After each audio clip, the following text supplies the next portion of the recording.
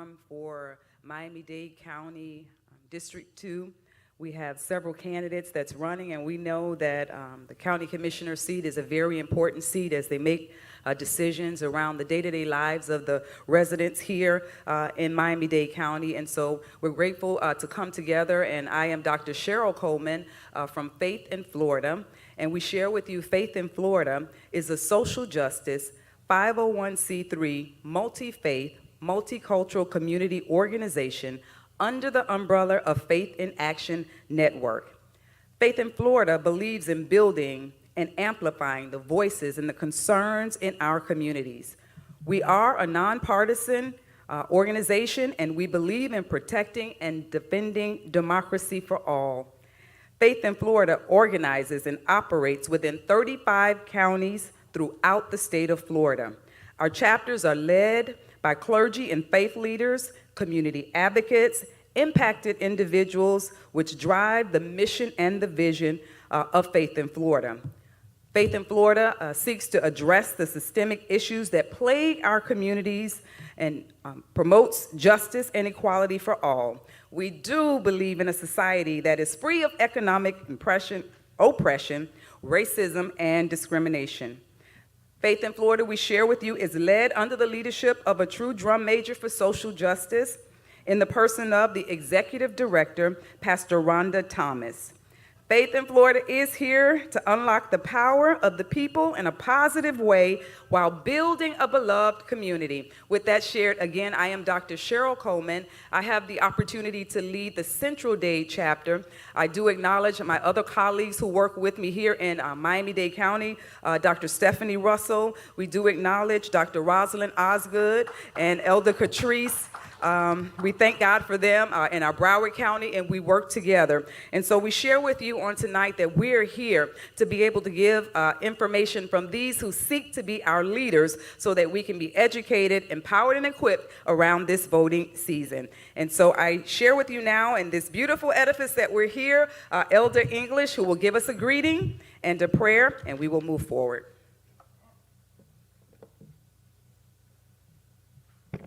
Good evening, everyone. Good evening. I'd like to bring you greetings on behalf of our pastor who is on vacation now with his family, trying to squeeze in a last-minute vacation in Canada where he was raised.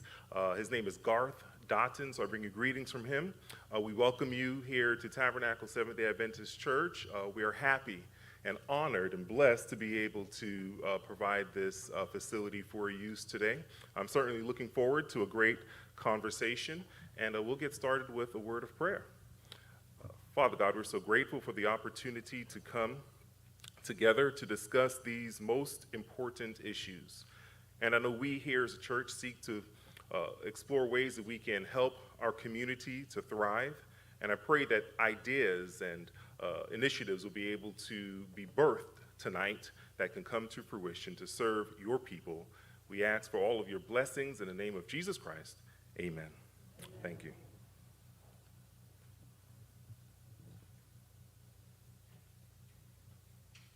Amen. As we proceed on this evening, we want to share that all of the candidates were invited to be a part of the forum. And so we're grateful for those who were able to make it. We do have one of the candidates, and we wanted to share that she would not be with us. She is traveling to support her daughter in the Special Olympics. And so we just wanted to acknowledge that on tonight. And so now what we'll do is we'll introduce our moderator who will share some directions as we're getting ready to hear from these candidates on this evening. Our moderator is no stranger to this community. She's an amazing woman who serves as the Assistant General Manager at the WMBM, our only Black radio station. And so we thank God for her role there, helping to keep that afloat, to be able to be the communication for us in our community. We thank God that not only does she works the works there, but she's an advocate. She can be found promoting health, many different issues within our communities to be able to help us to have an abundant life. And so we're grateful as we introduce our moderator in the person of Deborah Toomer. Let's receive our moderator.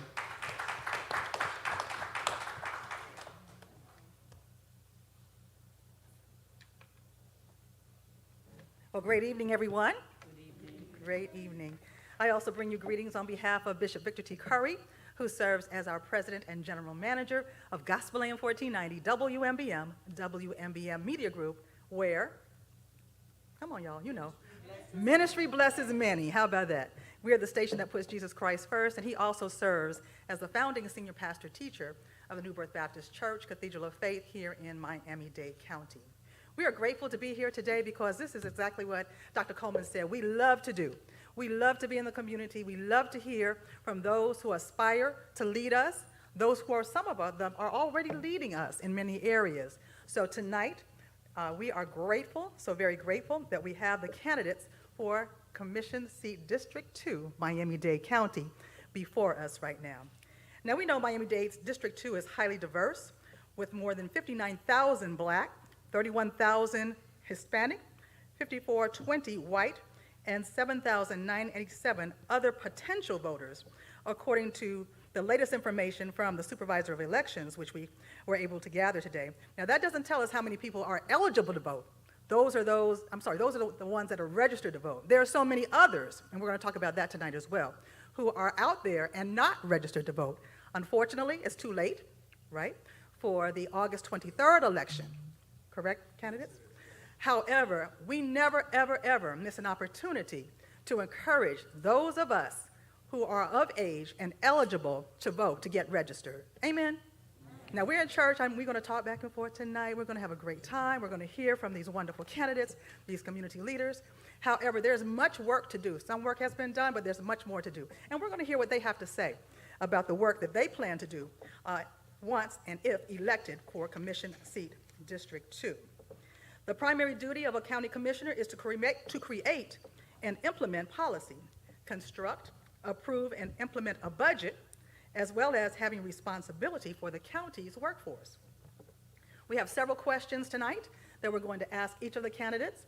This is a conversation, certainly, and certainly we will ask those of you in the audience, if you have questions, you should have received a white card, and Dr. Coleman will pick up those questions as well. However, we're going to get started right away with some of the questions that have been prepared. And also, first and foremost, we want to hear from each of the candidates. They will be given 2 minutes to announce whatever they'd like to share with us to start this conversation. And so all the candidates are here. They were seated in alphabetical order just to keep the playing field kind of plain, okay? And so we'll start.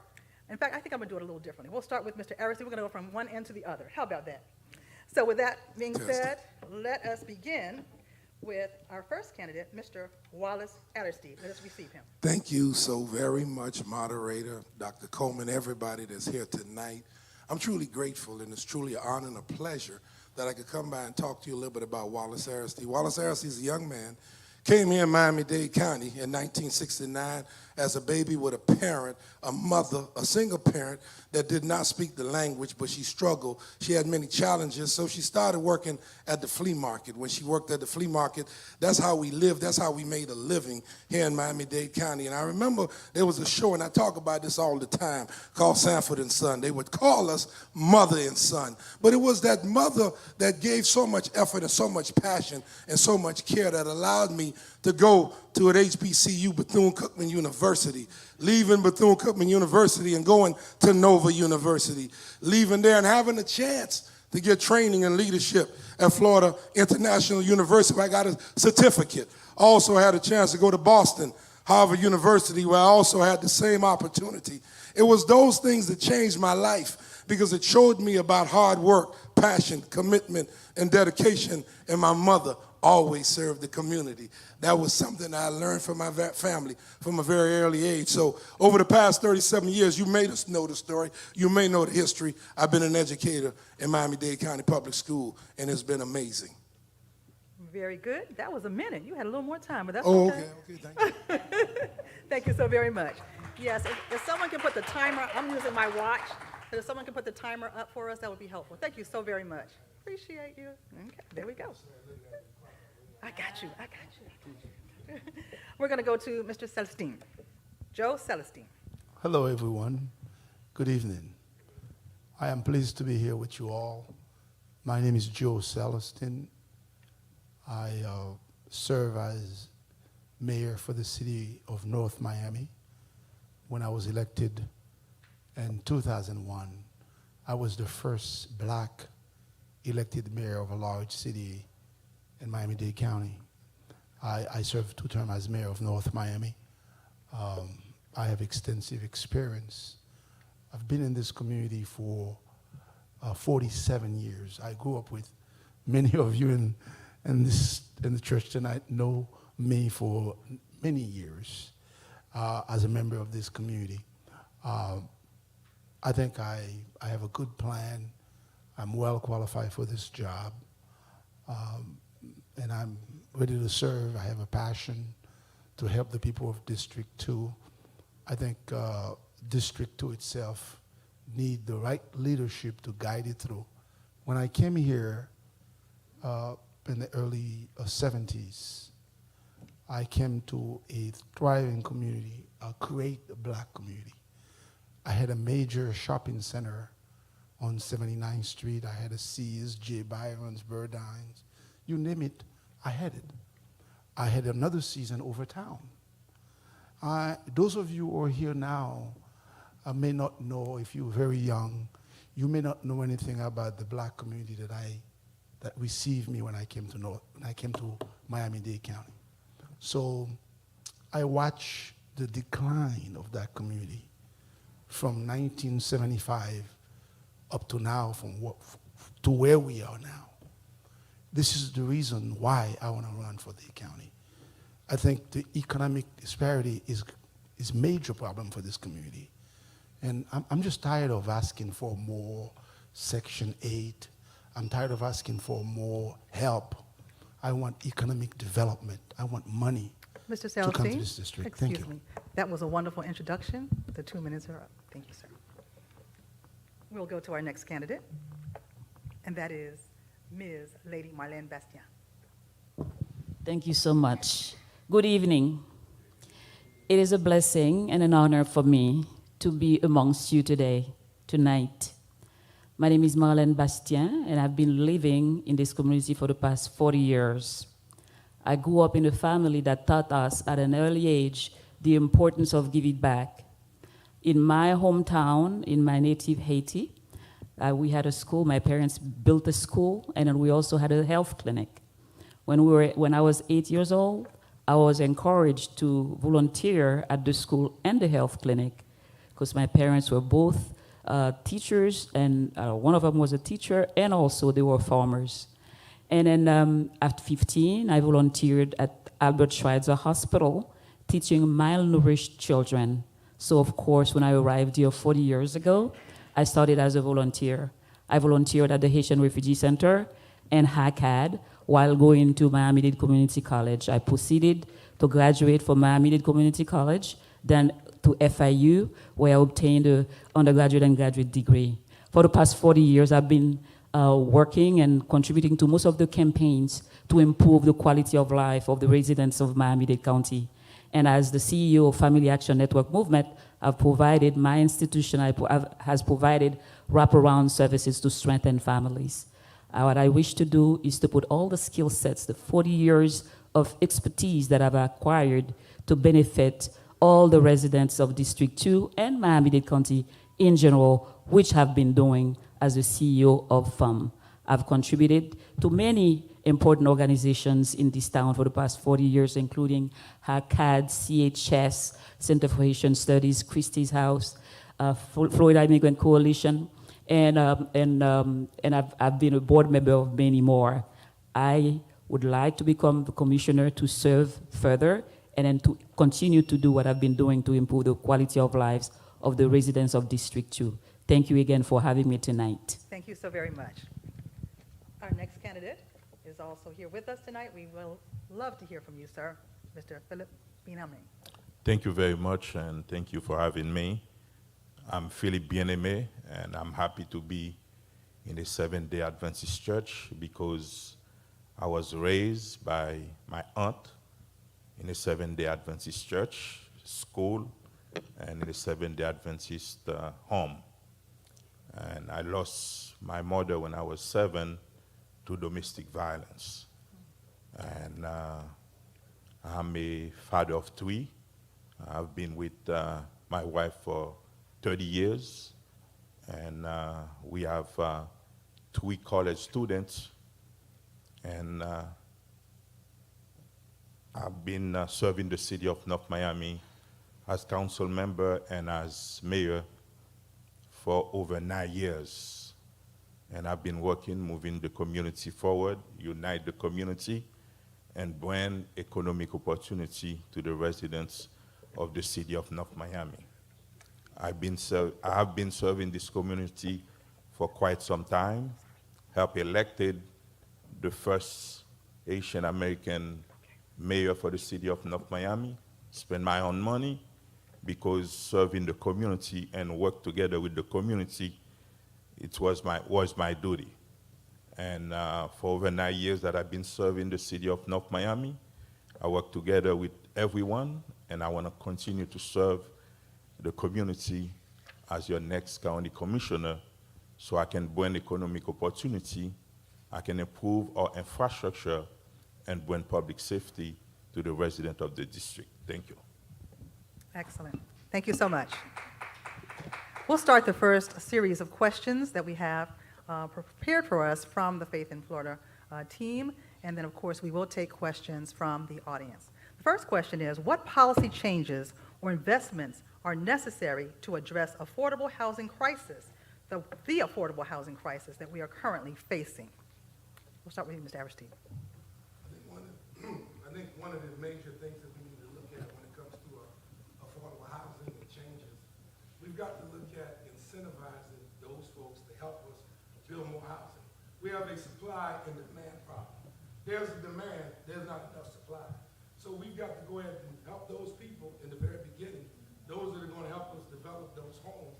Look at where maybe possibly we need to look at impact fees. See, how do we give a reduction rate up front to make sure we get those savings to our renters? The cost of living in Miami-Dade County is too pricey, it's too expensive. Thank you so much. So living in thank you. Now we can hear you. Thank you so much. Okay. Living in Miami-Dade County is very expensive. We have seen what's happened in Miami-Dade County. So we have a supply and demand problem. We need to increase the supply. I think one of the things we need to look at here in District 2, I think we would agree, we see a lot of vacant lots in District 2. We've got to go ahead and bring in developers, people quickly to be able to develop those lots. But the caveat is, if we give you support and assistance in the front end, that it will help those renters in the back end. I think something that was mentioned here, and this is a concern of mine, there needs to be community navigation in District 2. There are people in District 2 that may need Section 8. And if you need Section 8, we need to be able to help you fill the documentation to do Section 8. That's what you call community navigation. Those things need to be available to people in the community. There's a language problem with people in District 2. Some of the people speak Creole, some of the people are Spanish. They've got to be people to be able to communicate with them and let them know where those resources need to be. So if I'm the county commissioner, those are areas that I think that we could work on to try to get people more prices. They could be more affordable. They could find housing here. And I think something that's big and important that I would look at doing, how do we go ahead and make it, zone it for multi-usage, whether it is for housing, whether it is for business, because one of the things I'm concerned, and I know we have a tenant's bill of rights, I know we have a business bills of rights, but when we talk about economic development, I'm a business. I help you build your business, you own the plaza, but now I was paying you $2,500. You tell me in 3 months I got to spend $10,000. Where do I get the $10,000 from? I struggle with the $2,500. So somebody's got to look out for those minority-owned businesses, and that's something that I'm going to really look at and make some adjustments to be able to curtail that and minimize that and mitigate that, because we're losing those businesses. Thank you. Thank you very much. Thank you so much, sir. Mr. Bienemy, would you address that question? People are talking about housing crisis, but also you have economists talking about a meltdown in the real estate market. I think the best way to address housing in Miami-Dade County is to come up with a comprehensive plan on exactly what type of crises are we facing? The comprehensive plan will first protect the single-family home community, especially those single-family home community in distress. They need help. We need to protect them first. Secondly, we are going to address public housing. Are we going to build public housing? Or are we going to make sure anybody building house in county land have to put aside some units for public housing? I think we need a comprehensive plan to protect the single-family home community, address the shortage, and also address the need for public housing. Because when they are talking about affordable housing, they are not talking for those people making $15, $16 an hour. Those people need public housing. And since the federal government don't want to invest in public housing, we want to make sure whoever decided to come up before the county to use county land or to receive tax credit from the government have to build some public housing inside those and apartments. And I think the best way for District 2, it's what we call a place where you can live, you can work, we can play, so we can create some type of destination in District 2. We can bring economic opportunity and create good paid job for the residents of District 2. Thank you, sir. Ms. Bastian.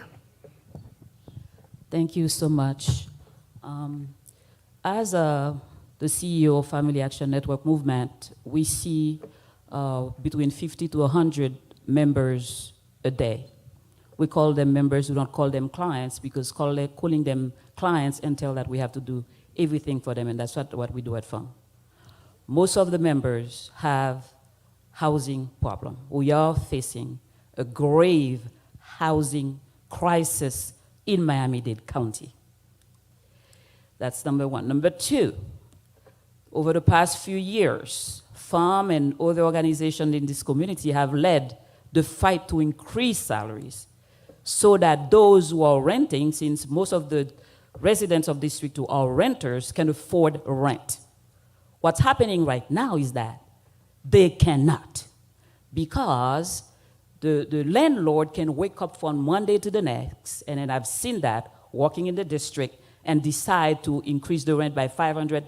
I met a voter whose rent was increased by $1,000 from one day to the next. So it is a crisis. And the only way to resolve it is to decide and then vote on rent control and to do an assessment to see where the pieces of lands in the county are, because there are plenty, but they've been given to developers at $100 a year, sometimes for free, to build and develop affordable housing, which over the years, turned to be not affordable. So we need a plan, and then we need to work with the mayor and staff to make sure that we identify these pieces of land, do an assessment, and then build affordable homes, and work with responsible developers, not predatory developers. Work with responsible developers to build housing that are affordable to those who work in our neighborhood. If they work in our neighborhood, in the district, they should be able to live in it.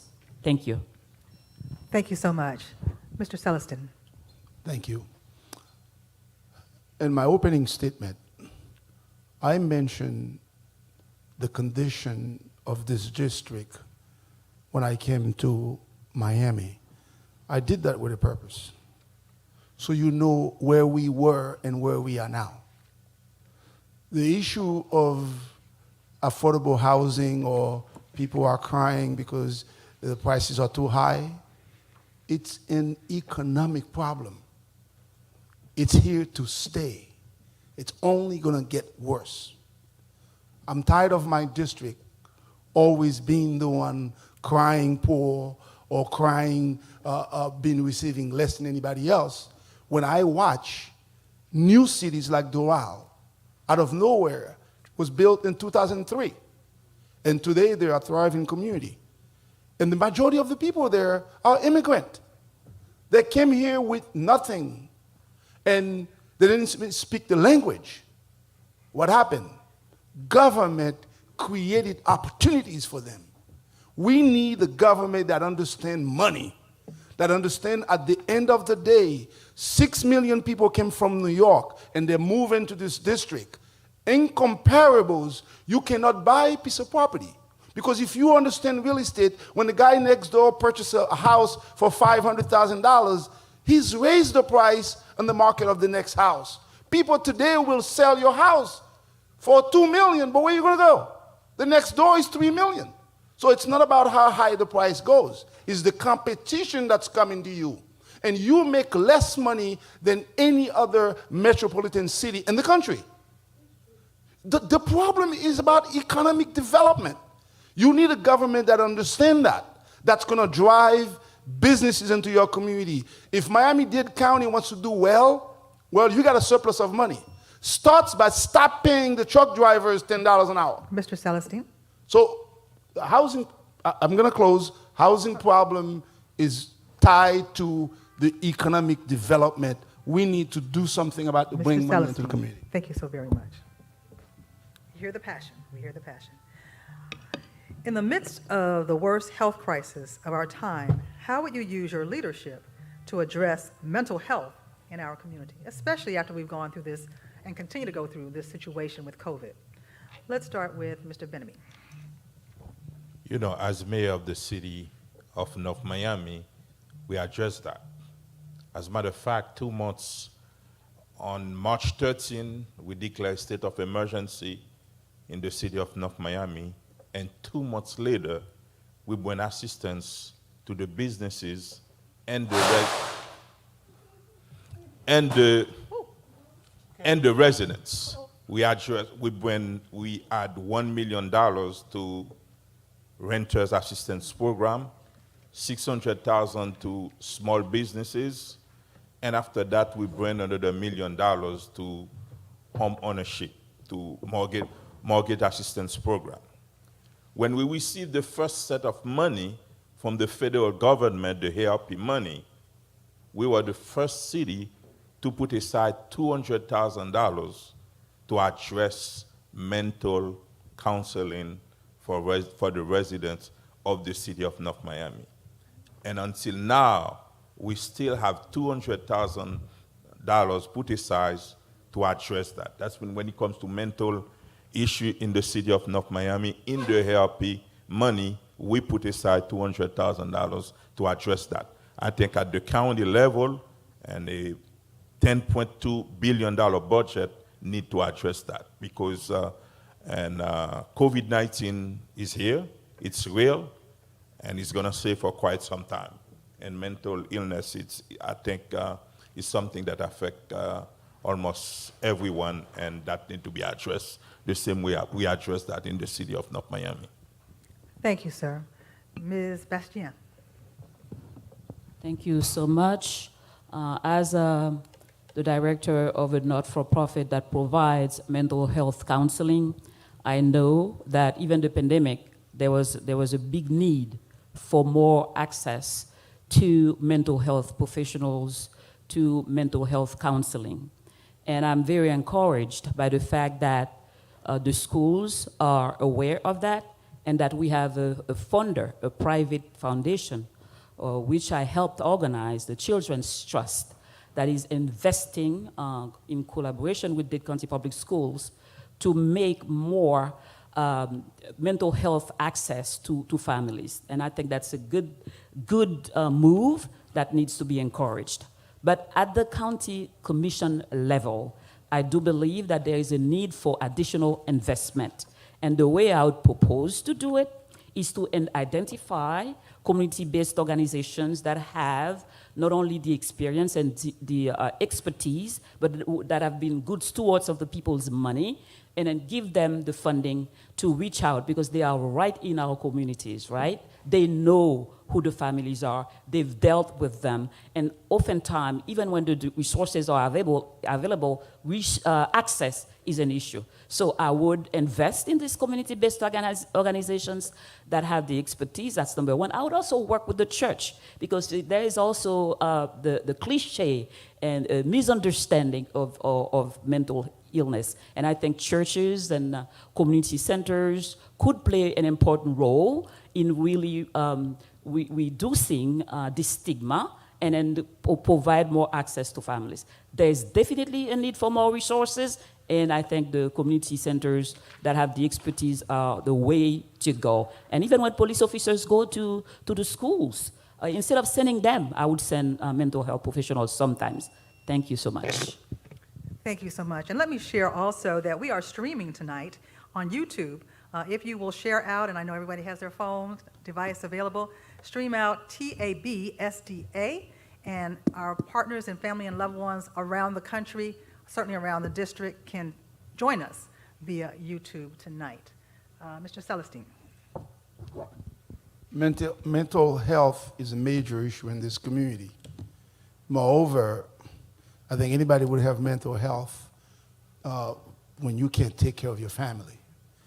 I think the county need to set aside a little bit more resources to help people within our community to deal with mental health. When I was elected mayor of North Miami, we had a lot of youth gang on the west side of the city. I went out and I got a large sum of money, millions of dollars, as a gift to the city. I built the Joe Saliston Center as a gift to North Miami on the west side. Today, you see kids playing basketball.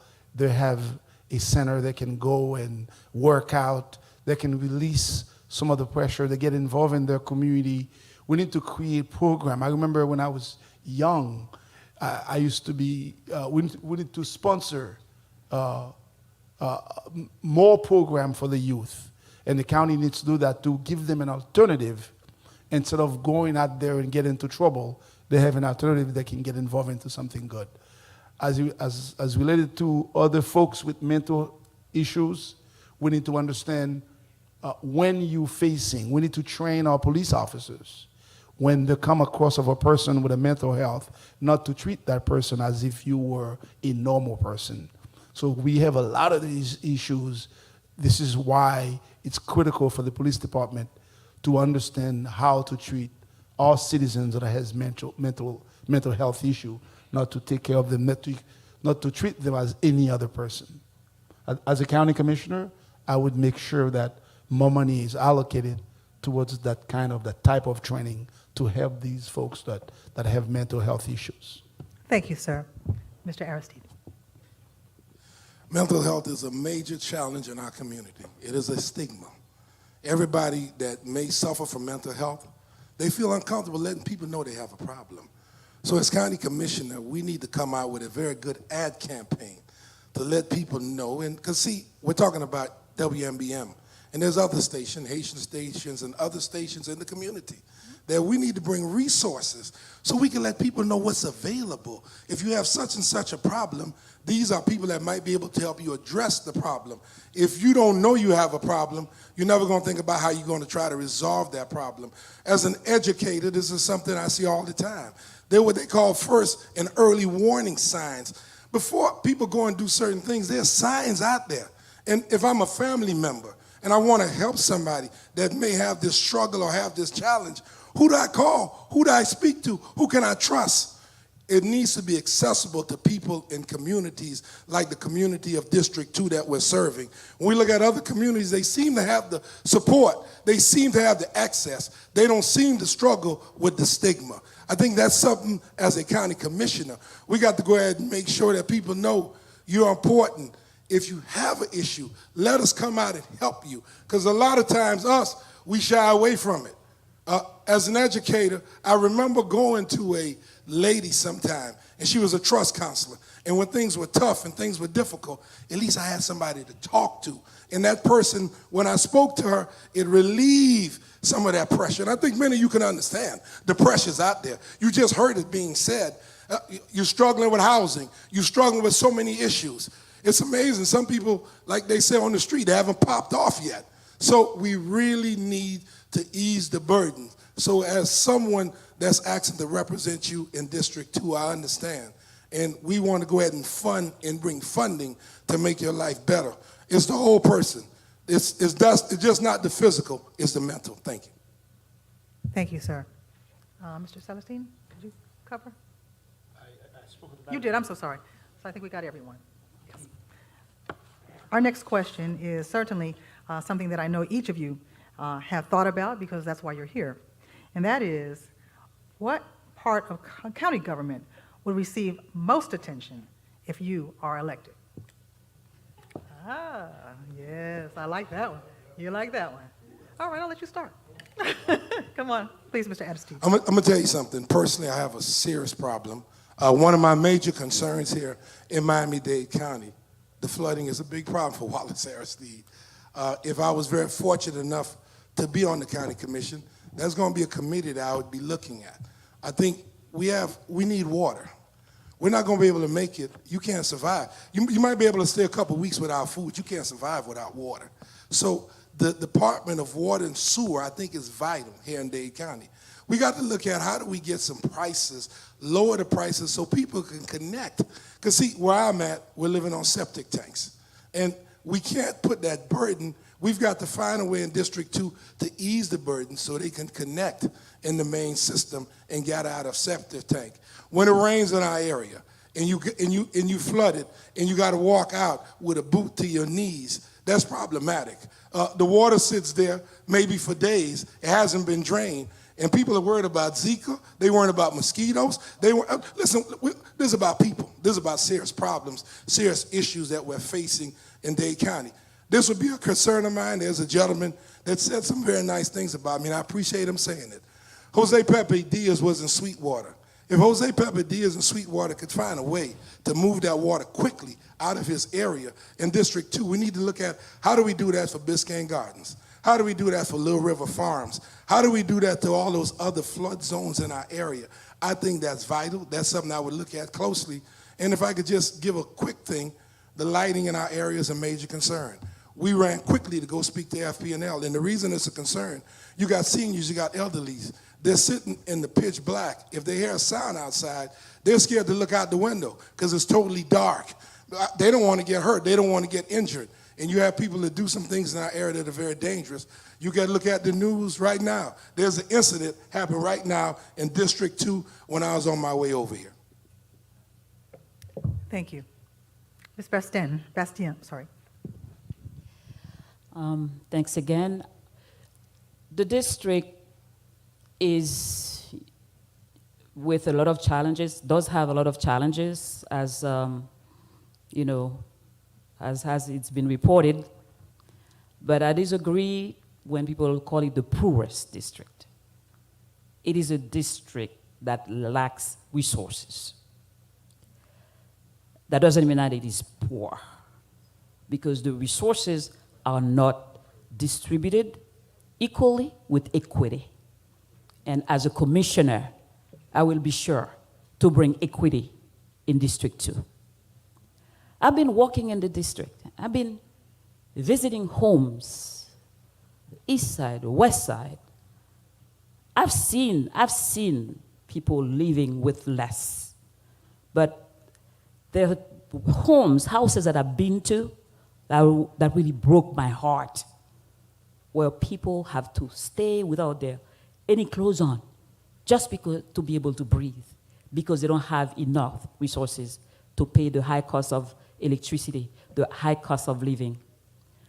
We heard already about the flooding. We heard already about the lack of light. We ought to find a way to help with this high cost of living. And the way to do it for District 2 and other places in Miami-Dade County is to find a way to increase wages.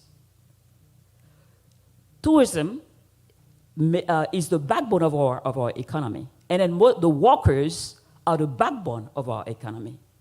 The workers, a lot of them have to go to Broward to live because they cannot live in our district. We ought to change that. We have to find a way to increase salaries, increase wages, invest in infrastructure, and then we have not only a big budget, but we also have money coming from the federal government. We need to find out where the disparities are and invest to improve the quality of life of all the residents in District 2. That's what I would do. Thank you very much. Mr. Benjamin. All we talked about is where we're going to invest most of our money in the upcoming budget if we are elected. And for me, infrastructure improvements is the key to address some of the major problems in District 2. Infrastructure improvements, water and sewer improvements, so we can address flooding, but also we need to bring a sewer line to every single residence and major commercial corridors in District 2. Because if we need to address public safety, for example, we need to address economic opportunity. And the best way of doing that is to invest in our infrastructure. And there's money available at the county because, you know, and the federal government, Congress passed that infrastructure bill. And from day one on the job, we need to find out where is the $18.1 billion for infrastructure improvements, start investing in the district, because they call District 2 the poorest district in Miami-Dade County. It's not because of the city of North Miami. It's not because of North Miami Beach or Opaloka. Most likely it's because there is no private investment in the unincorporated area of the district. And to address that, we need to address infrastructure improvements so we can bring private investment to the district, and we're going to address public safety at the same time and bring opportunity to all the residents. That's mean investment on infrastructure improvements. It's the first step for me. And that's where I think we need to invest more money, and as a county commissioner. Thank you. Mr. Saliston. I heard the question said, what would be the first thing you do if you get elected? Well, the first thing I would want to do is to make sure that they stop using us. When I got elected in North Miami as mayor, I called my city manager and I asked him, why is the west side of the city look so bad? Why you don't cut the grass? Why you don't have a median that the city's paying and spraying water, have greens and make it look where people live that can be part of the area? My manager answered me and said, if we don't have slum and blight, we won't get federal funding. Meaning that your condition is designed to keep you the way you are, so Miami-Dade County or Miami or North Miami can receive what they call Community Block Grant Development, CDBG funds, that are only available for slum and blight community. So if you're Pinecrest, you don't get that money. If you're Miami Beach area, you don't get that money. So the way they treated us is in my city, where I was mayor, when I was told that, and I told the manager, you know that, we're going to have to stop that. Because you cannot keep people living under these conditions because you want to get federal dollars. So I said this today. The Vice President of the United States came to Miami to allocate $1.2 billion for flood. When I'm elected, I am going to make sure that all the monies that they use District 2 to get from the federal government stays in District 2. It's not a lack of resources we have. They use our district to get the money, and they use it somewhere else. Because we don't have leaders with guts, with standing enough to say, hey, I'm not going to go for that. $1.2 billion came in today, this afternoon, with the Vice President for flood. Who has more flood? Us in the District 2. Guess what? The money is going to fly somewhere else, and we're going to remain underwater. When I'm elected, if you give me an opportunity to represent you, I'll make sure whatever money is Mr. available Celestine, I'm so sorry. It's time. Thank you very much. Thank you very much. I'll follow up on towards that, but I also want to recognize we have several youth in our room tonight, and that is so very important to see our young people here, to let them know what it takes to be right here on this platform, to do work for our community. And so with that being said, certainly they're going back to school very soon on a formal basis, certainly, many of them in classroom settings. So panel, we ask right now, what do you see as the most pressing need to address safety in the community as it relates to gun violence, and certainly as our babies go back to school? Let's start with you, Ms. Bastian. So, as a result of civil crisis in schools in Miami, in Broward, and other places around the state, but we're talking about District 2 and Miami-Dade County, we believe that efforts are being made, assessments are being made in the different schools to keep them safe for all children. I applaud these efforts, and I believe that these efforts should be, let me restart. Every school should receive the resources that it needs to make sure that these infrastructures in the school, to make sure that every student going into the school, everyone entering the school is checked, and that so that our children can be safe, that every school receives these resources. Because oftentimes schools that are in more affluent areas, they receive the resources, and schools that are in less affluent areas do not. So as a commissioner, I will make sure that the resources are distributed equally in the schools so that our school can be safe. Saying that, the other day I was part of a debate and I said that, yes, we need community policing, but we also need to invest more in our families. Invest more in our families to keep the guns out of our homes and to keep the guns out of our schools. That's the way to start. That doesn't mean that I do not support the police. I do support the police, and I did indicate that I am for community policing. However, I believe that as a county and as a nation, we need to invest more in our families, because places where families have the resources that they need, the crime is less. And I think a place to start is to invest more in our children and keep them safe. Thank you. Mr. Saliston. Well, I would create more substations, especially on high crime area. The police response is critical. When I drive to other neighborhoods, they have a lot of cameras all over the place. You commit a crime in Pinecrest, they'll get you in 5 minutes. And you know better. So I would add more substations to increase the police response in our neighborhood. I would add more cameras on the road, and I would create more employment. We have too many people on the streets that are not working, that are doing nothing.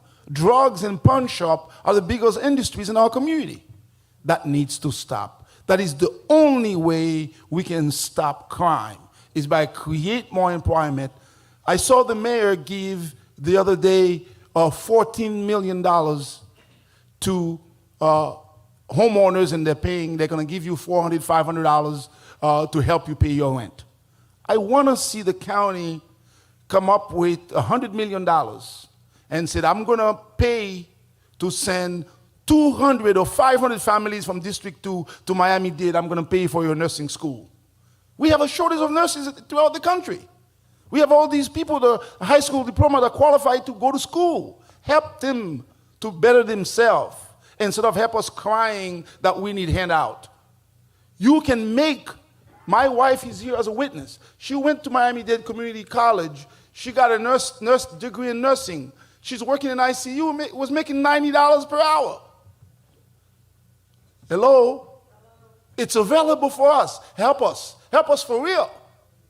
For real. Offer us a way to learn how to fish. Don't give us a fish. Thank you, sir. Mr. Aristide. As somebody that work in education, I understand and I see some of the challenges that a lot of young people face. One of the biggest things is mentors. I think we need to connect. There's a program that's called the 5,000 Role Models. I'm a big fan because they get it. The Congresswoman and her team understands that a lot of our young men, they need people they can connect with, build relationship with. When I talked about community policing, you know, we tell young people, if you see something, say something. Who am I going to say it to? Officer Charlie, I don't know you from Adam. If I knew you had a relationship with you, I can tell you, Officer Charlie, there's a problem such and such an area. And the reason I talk about these relationships, we saw a lot of things in schools where we had an opportunity to work at that were prevented because somebody and people on the staff had a relationship and say, hey, that young man got a problem. He has such and such. He's going to bring on campus. We stopped you before we got there because we had the relationships. One of the reasons I decided to do this, and this means the world to me, there's a young man on my IG talked about when he got shot. He got shot between the hours of 3 p.m. and 6 p.m., the most dangerous time of the day. If I'm the county commissioner, we got to have programming for our young people at that time. And when he told you in his story, Brandon said when he came through, the first two people he saw was his mother and Mr. Aristide in Ryder Trauma Center. I couldn't help Brian in the schoolhouse, but if I was the county commissioner, there's some things we could legislate to make it safer for somebody like Brandon so we don't lose him. We have a lot of young people in our community. They need employment. They need opportunities. When I was their age, I got a job. And something that we did, and you can look it up, the record for yourself, we got $10 million plus in scholarship money because we were able to invigorate, motivate, energize young people to apply. The money's out there. I said, we're not going to take this school, we're not going to let them take the money back. So we took every dollar. It's out there, it's available. We got to guide the young people to go get it. Thank you.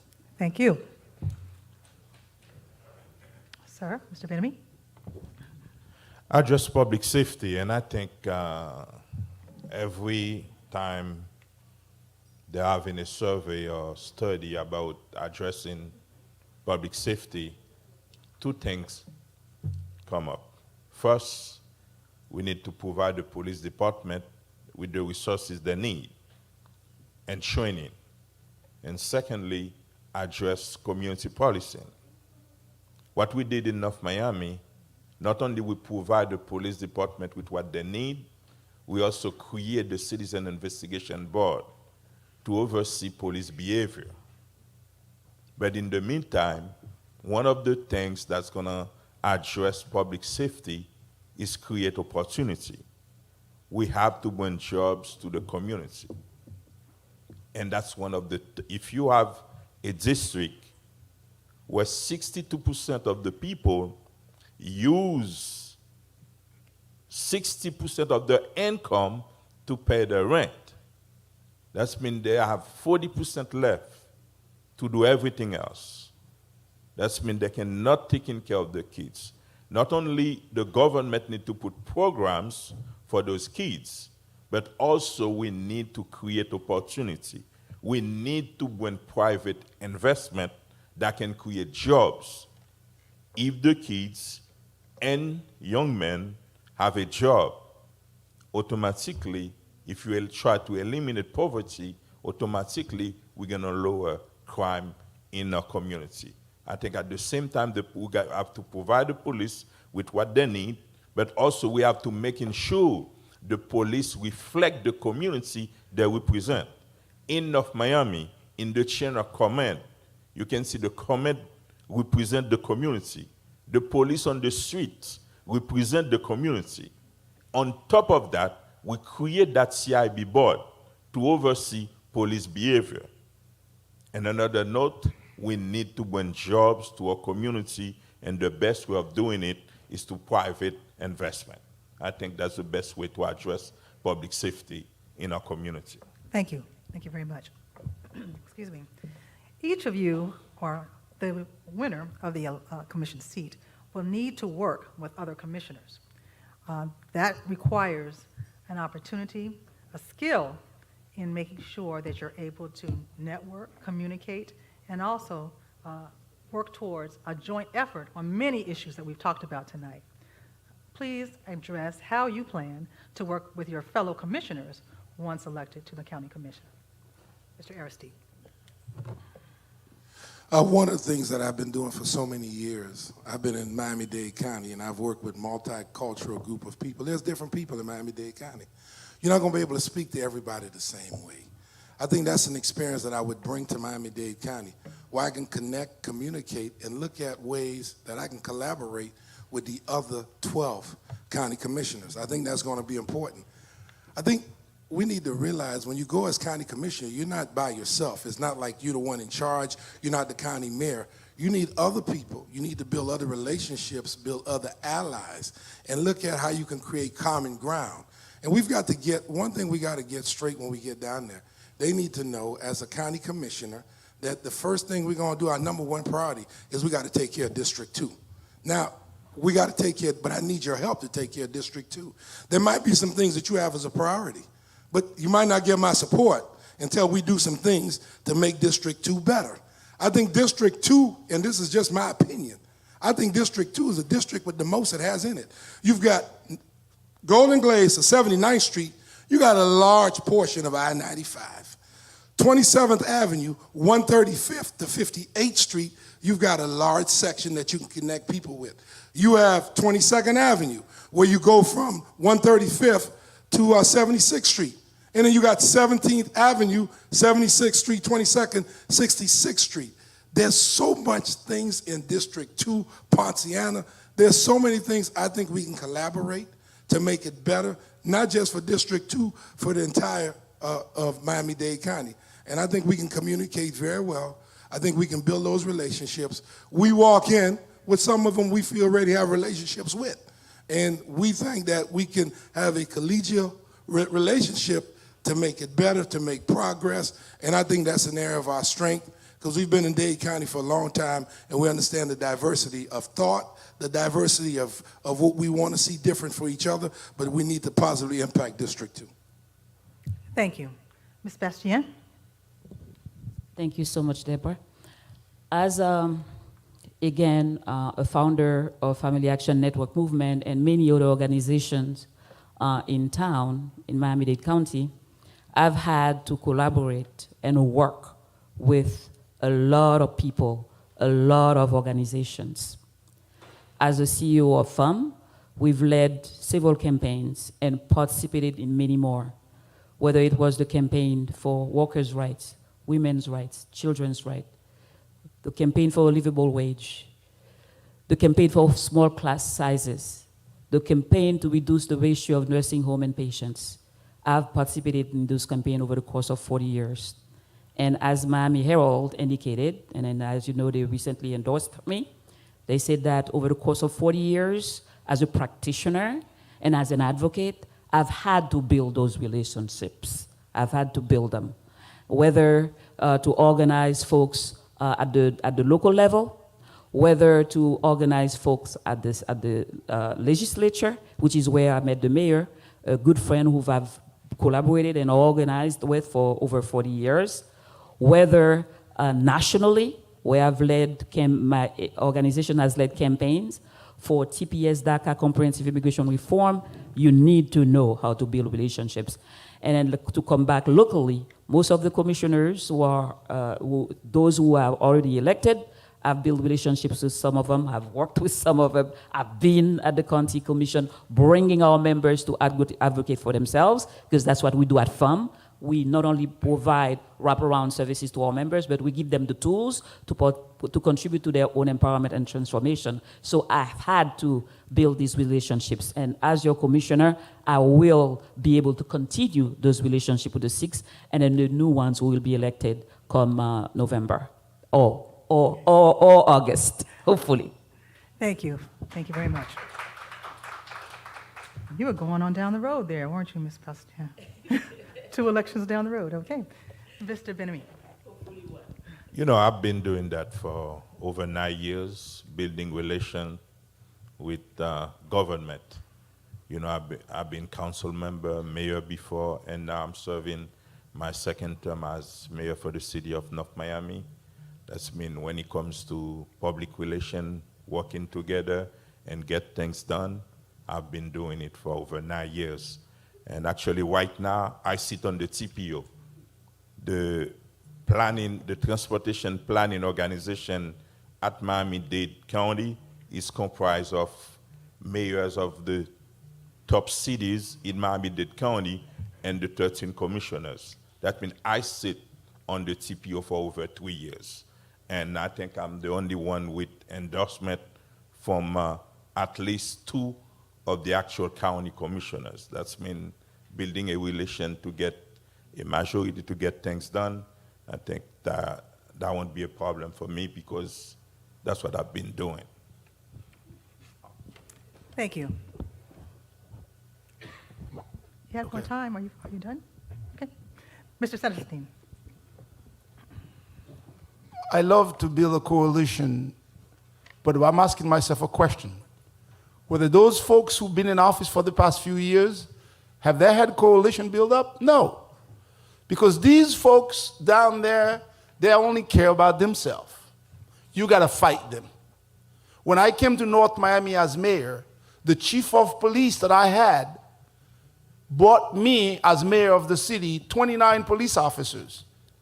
I have nothing against Anglo, but there were 29 people from Alabama or North Florida, somewhere else. So I said, Chief, you can't find a brother or a Latino somewhere in Miami-Dade County? Why you brought me people from Alabama? He goes, well, I hired the best qualified one. I said, there are no qualified one in Miami-Dade? He said, no. I said, you know what? Give me your resignation by tomorrow morning, because I'm going to find me a chief who would find a brother in Dade County that's black that can serve and a Latino that can serve, because they are the majority of this community. I fired the chief of police. I hired Gwen Boyd, of black female, and made her the first black female chief of police in Miami-Dade County. They went to court. They filed a lawsuit against me. I love that. I'm tired of crying. I want them to be saying, oh, look what he did to me. They're saying is I was racist. I hired a black chief over them. I said, you know what? I know that there were qualified people that are qualified that are blacks, that are Latino in this community. So I hired a chief. Today, the North Miami Police Department is diversified because we have enough black officers, enough brown officers, enough Latinos officers. If you want to go downtown, Miami-Dade County, when I sit on that table, it would be a war unless I can bring something to my neighborhood. I'm expecting a fight because I watched it already. For 25 years, 30 years, it's been a war. It's like we're going down. We're not getting anything because we don't have leaders with guts that are willing to stand up to these people and say, if you're going to share the cake, I need a share for my community. Mr. Celestine. I am that guy. Thank you, Mr. Celestine. A question from the audience. What would you do for small businesses? Mr. Bienmi, you did touch that a bit, but we want to with small elaborate. businesses Yes, and for District 2, first of all, we're gonna review the 2 CRA within the unincorporated area, the 7th Avenue and the 79. We're gonna revisit the policy, and we're gonna review the map and extend it if possible, so we can bring more opportunity to assist small business within the community. And I think I will start with the CRA, the community with development agencies inside the unincorporated Dade of the district. Thank you. Mr. Celestine. That CRA that the mayor is talking about, when I was mayor of North Miami, I created that because I understand the CRA can take tax increment and invest it in the community. What I want to do as your commissioner to help businesses is to make sure if a bank is located within District 2, you take in deposit in District 2, you got to tell me how many loans you're going to give in District 2, how many homes you're going to finance in District 2. You have a rule of regulation. Today, last week I read, the federal government give to a bank in Miami $250 million for small businesses. I bet you we ain't going to get nothing of that. The money's going to go somewhere else, because we need leadership to make sure we get the money. Sometimes they have money set aside. They know we have bad credit, but they set the bar so high we cannot even qualify to get part of that money. It's organized in a way to keep you away from the process. How many times I've heard these people don't qualify? As mayor of North Miami, my city returns money to the federal government. because the people, they were not qualified to get that money. You set the bar too high. It's a setup for failure. If you know we don't have credit score above 750, and then you said the money's available, but you got to have a credit score of 750, who's going to get that money? None of us. It's beyond our reach. We need to be real, and we need government to be real. When you set up a program, you want the program to benefit black folks in our district, you have to tailor that program to our need, to our culture, and to give us opportunity. Don't come and play with me, with my mind, and then you don't really want to give me anything. Economic development starts with access to banking. Banking within this community have a commitment to make loans to businesses, to give them line of credit. This is what we need. We need the banking business to get involved in District 2. If you want to take our deposits, how many loans have you given it to business? How many homes have you financed? Thank you, sir. That's what it's about. Mr. Aristide. One of the big things we have, one of the major issues we have, we've got to help our businesses develop. We need to help them grow. Our businesses don't have relationships like you heard with banks.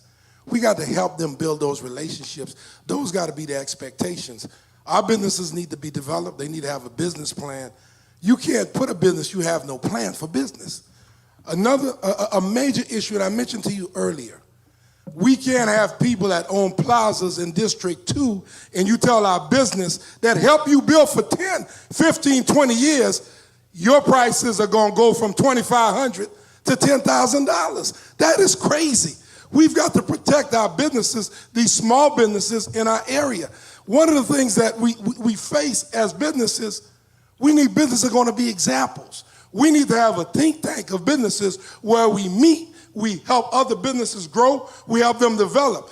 If we go to the bank and we don't know what we're doing, the bank going to say, thank you for coming, have a nice day. As county commissioner, when I talk about community navigation, we've got to train our people that have these businesses so they can have their business. When they go and they present their plans, the bank say, you know what, we got to go with this plan. If you don't go with the plan, you got to deal with a county commissioner that's going to come and ask you some questions. They did everything they were supposed to. They did everything you asked. Does it have to do with something because of the way they look? Are they because of their complexion? Is it because they're Hispanic? Is it because they're Creole? We've got to make sure that we give our businesses all the information, all the resources, all the investments. See, when you talk about the CIA, they're waiting on you, Mr. Commissioner, to be accessible, Mr. Commissioner. You got to be accessible to the CIA. The CIA is waiting for you to bring them some money.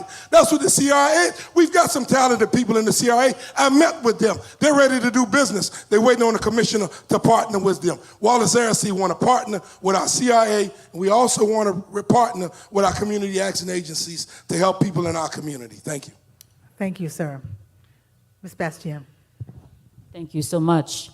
At Family Action Network Movement, which is a one-stop center, we do have an economic development program.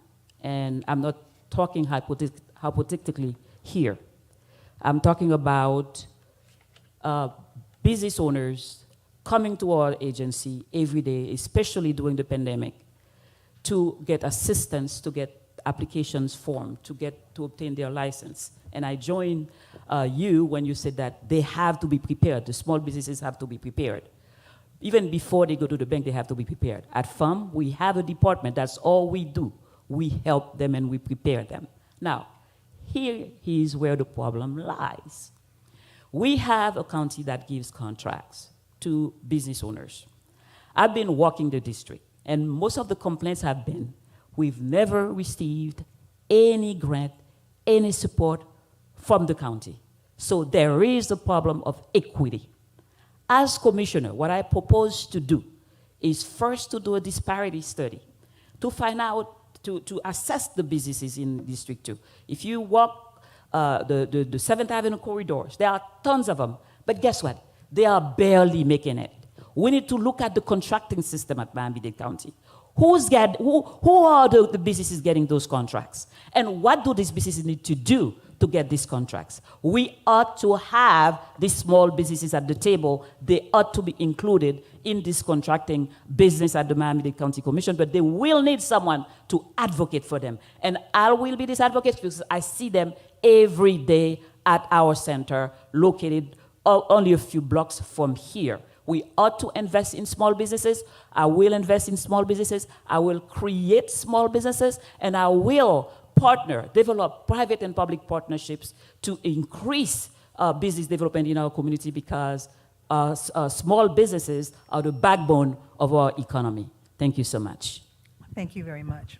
A follow-up to you, Ms. Bastian. A question from the audience. Are the services that you provide at your center for all communities? Yes, indeed.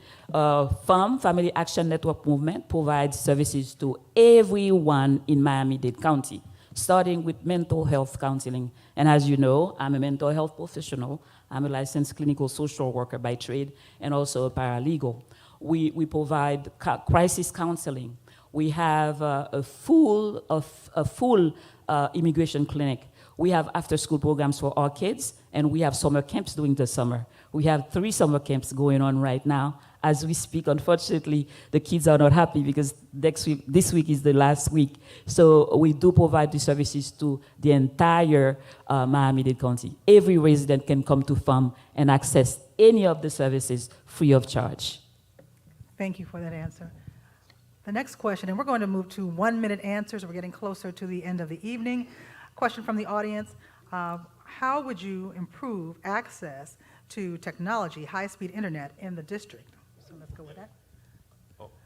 Did you jump up and say you wanted to go first? No, we'll let you go. No, I was going to say something, and I don't want to mislead people here in the audience. And former Mayor Saliston said he fired the chief of police. I never know a mayor, based on the charter of the city, can fire a chief of police. A city manager can fire a chief of police, not the mayor. It's illegal, it's out of order. Secondly, we need to understand you have the federal government, you have the state, you have the county and municipal. And banking and loan are regulated by the federal government. What we as commissioner are gonna do for the small business in the district or in Miami-Dade County.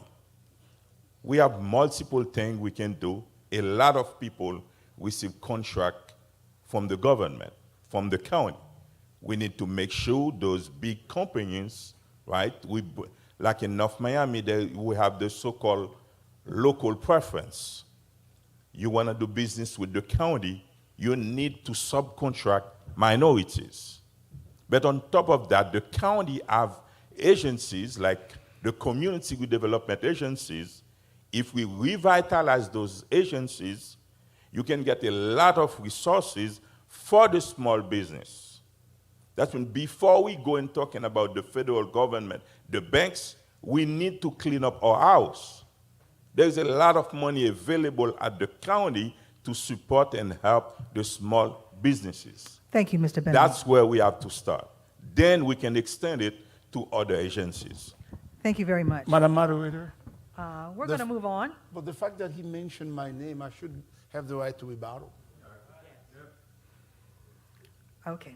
Let me, before you do that, we're going to continue in the vein of, and you're right, and I will allow that, in the vein of answering the questions and talking about how we are going to proceed once and if elected. So you're absolutely right, and we're going to go to that for 1 minute, sir. Mr. Saliston. Mayor Bien-Aimé mentioned that only the manager can fire the chief of police. What he's not telling you, the manager works at the will of the council. So when I tell the manager to fire the chief, there's a chain of orders. I give my order to the person that can deliver my order, but the order came from me. When I told the manager, I want the chief gone, if the chief is not gone, I will submit a resolution before the board to terminate you, like I have terminated many managers in North Miami. Personally, I have issued motion to terminate the manager. I terminated the first manager because I was upset because she didn't give eco treatment to my neighborhood. In the morning I get up, all my trucks goes east to the water side, and nothing goes that way. So I didn't like that. Irma Plummer, I'm going to mention her name. And I asked her, why all the trucks go east? Mr. Celestine, So- Mr. Celestine, I gave you the minute. Thank you very much. And we're going to fact check because I don't know the answer one way or the other based on what you said. And also, of course, we have the immediate past mayor on the panel this evening. So we're going to leave it at that. It's recorded. Well, I'm sorry, you're running for office right now, so I mean it from that perspective, sir. No disrespect. Very good. So we will fact check that information. Thank you very much, both of you gentlemen, for your comments. We were moving on to technology, and then we have another question that I'd like to put on the table before we go to closing comments. The technology question is, what will you do to improve high-speed internet access in District 2? And 1 minute, please, from each of you. Mr. Aristide. Connectivity is very important, especially to young people, their parents, and their families. We need to assist. We've done programs with Comcast. We need to go ahead and look at funding through the district, especially those that have the need. Those that have the need, we connect with Comcast, go ahead and get them funding, get resources and assistance so they can have internet access. Those are the challenges a lot of young people face. They can't do work at home. They have no internet. They need access to internet. So that's funding we'll look into. We'll partner with Comcast and see how we can make that happen in the district. I believe in private and public partnerships. I've seen them be very successful at the school level. I remember we partnered with J.P. Morgan Chase, and we were able to get something called the education effect. I remember we did the health effect when we also dealt with a partnership with Jesse Trice. So building those partnerships so we can give people access, I think that's going to be how we get it done, and we believe we can make that connection. Thank you. Thank you. Ms. Bastien? Yeah, thank you. During the pandemic, we did see with great sadness how big the digital divide was, because a lot of our children fell behind because they did not have access, they did not have this connectivity. And I do believe that we do need a county-wide program to make sure that every child has access. And then I do agree with you, sir, that we need to develop a public-private partnership with the county. The county has to put in some of the resources, and they have to be in charge of the program. And in that sense, I think the mayor is also very interested about this. And then there are other foundations, private foundations, like the Children's Trust, that I know is already investing in that. So all these collaborations are important so that every student has access, because those who fell behind, we need to find a way to bring them up to speed. And every child deserves to be connected in the 21st century, and we ought to do it. Thank you very much. Mr. Benamy. When I talked about infrastructure improvements, that address also free internet for every families, because in the infrastructure bill that was passed, there's a lot of money put aside for broadband. In North Miami, we received the ARP money, and we were able to bring free Wi-Fi for the seniors. That's mean at the county level, in the infrastructure money available, we need to find a way to bring free internet to every families in the district and the county. Thank you. Mr. Saliston. Most of the providers have very large, ugly antennas within our district. We are the largest district that provide antennas for communication. I would demand that these providers put hotspot right there on the antenna. Hotspot free to everyone so they can get access to the internet. It's very cheap, very inexpensive. We just need, when they come to the county or to your local government asking for a permit to erect this massive, ugly antenna, then you're gonna say, hey, look, you're gonna give me the antenna, I want you to provide hotspot for free for these area of low-income families. That's simple. Thank you. And our last question from the floor tonight is, please speak to the improvement of transportation in District 2, public transportation and other types of transportation. We'll start with you, Mr. Saliston. 1 minute, please. we know that Miami-Dade County was not designed like New York, like any other metropolitan county. One of the number one issue, I serve 4 years on the MPO, and I also serve on the Expressway Authority. The problem remains the same. We need more buses. The duration of time that you have to wait to get a bus is too long. So we need more buses and more routes added to Miami-Dade County. This is the key, because we know that it's not going to work unless we have access. In the 27th Avenue corridor, where the Metro Rail was supposed to go in the center of 27th Avenue all the way to County Line, we've been waiting for that for 30 years. It went west to Hialeah instead, and it never went up 27th Avenue.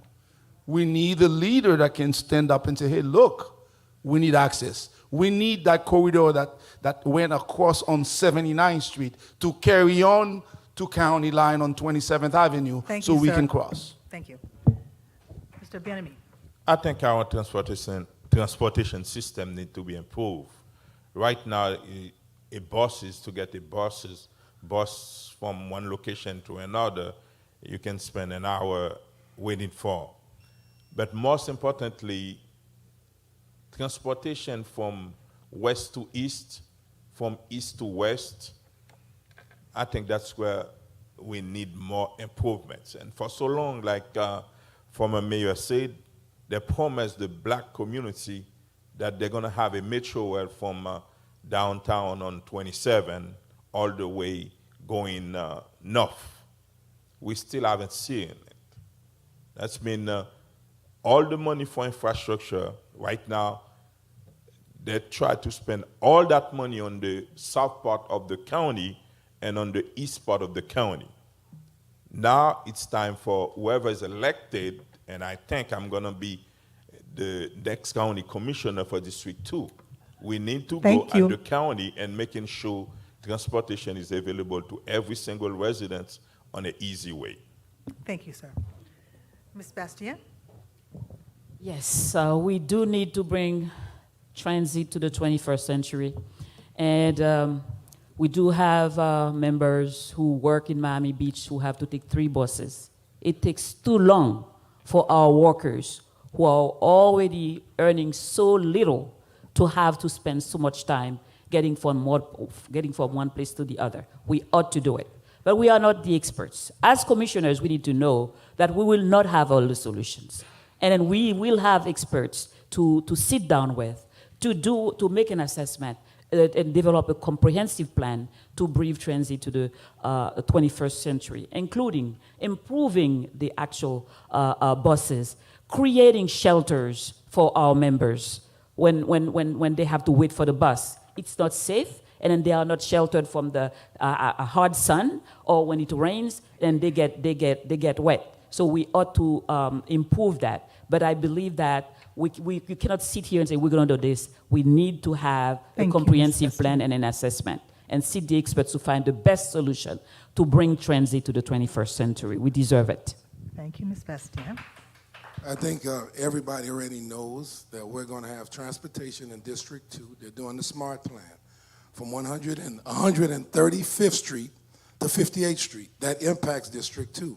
My concern is when we bring the SMART plan, what resources are going to come to those people that live in North Central, that need the resources, that need that particular line that's coming from there, those people that live near there, as far as employment opportunities, as far as being able to get those resources that are there to those people that live there. Another idea, connecting not just District 2, but District 1, connecting those people from Broward County that work in Miami-Dade County. When they get that transportation, that's going to bring some resource, some economy that'll help us grow in District 2. Because my big concern is you're going to have that particular rail coming from 135th to 158, and it needs to have a positive economic impact in District 2, and that's something we're going to fight for.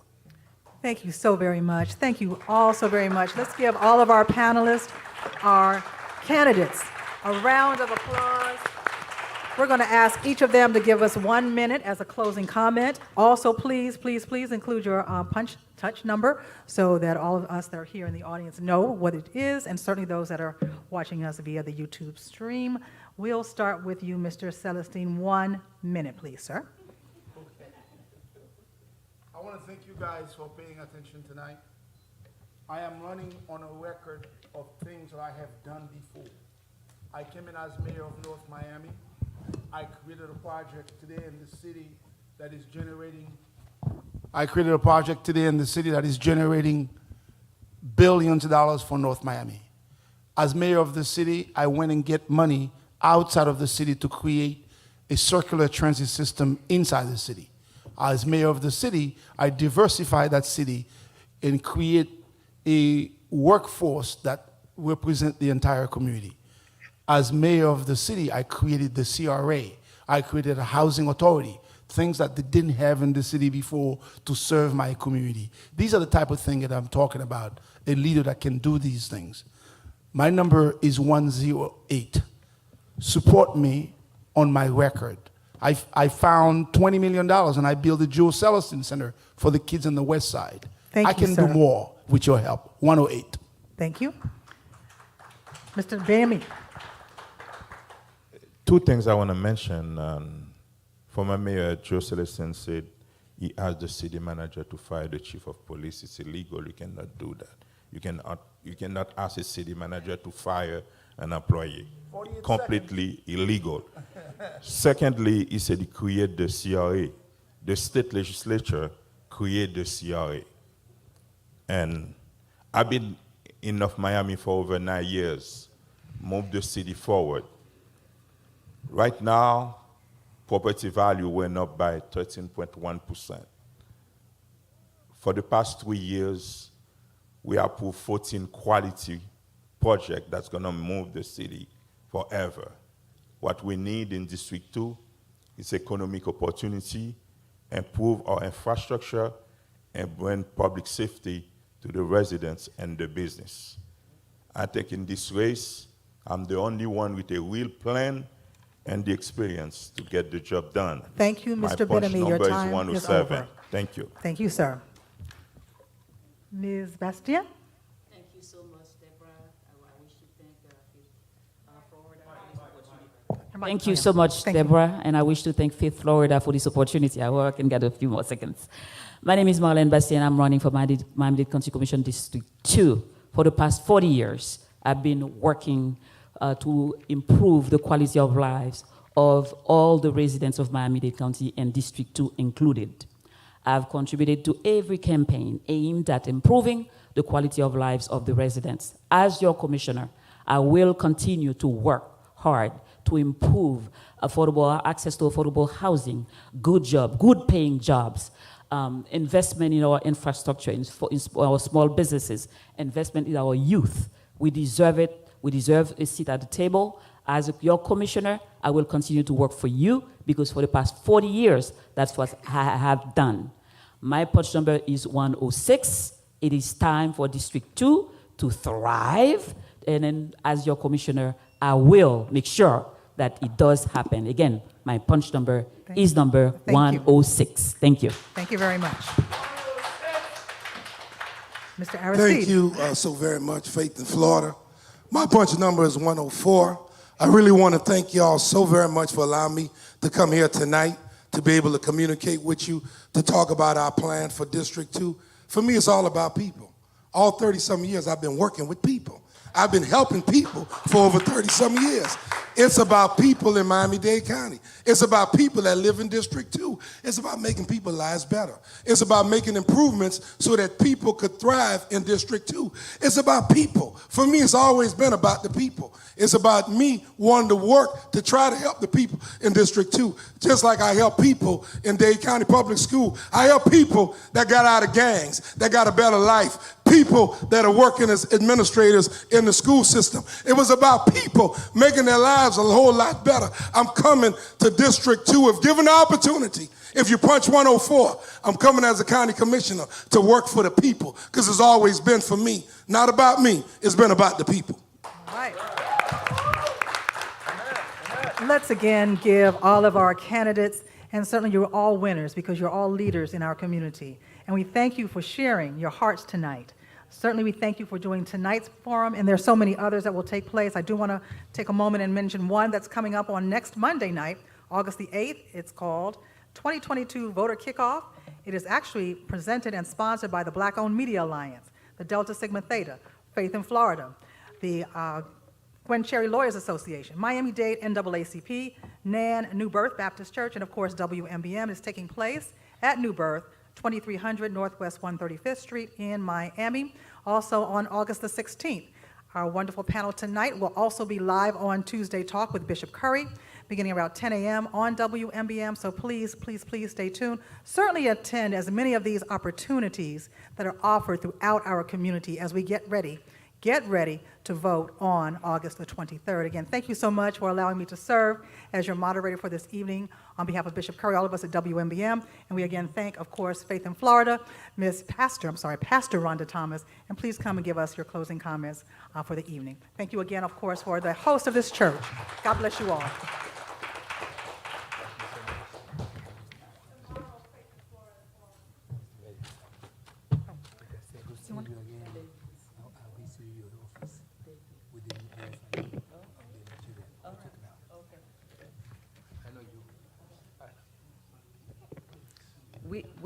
We want to give it up for the pastor of this church, Pastor Garth Doughton, and Elder English, and the entire Tab family for opening up their doors so that we can get this rich information on all of the candidates on tonight. And so we're grateful for that. To all of the candidates, we're thankful that you took the time and the opportunity to come out when we know that there was a lot of other pressing things, but you came out to share your vision, to answer those questions so that the people can hear your heads and your hearts as they go and they punch. And so we're grateful.